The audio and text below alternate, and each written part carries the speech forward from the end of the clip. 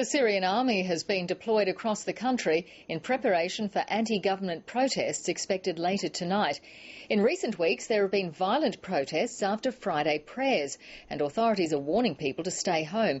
It's also believed that security forces have arrested hundreds of people who've taken part in previous rallies. Middle East correspondent Ben Knight reports.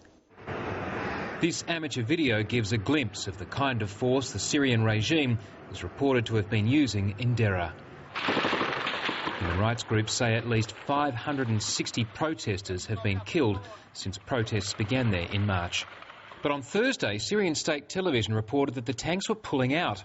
While the tanks might be leaving Deraa, reports from the capital, Damascus, say troops there have stormed houses and arrested more protesters.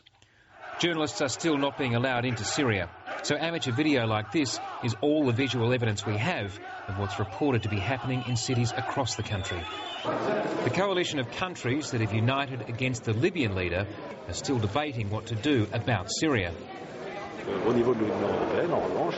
The EU has the will to adopt sanctions quite rapidly.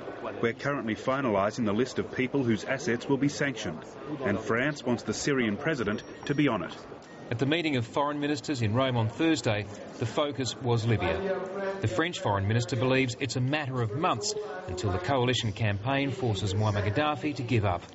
His British counterpart says the military campaign should be stepped up, but that it doesn't mean arming the rebels. We've already saved thousands of lives.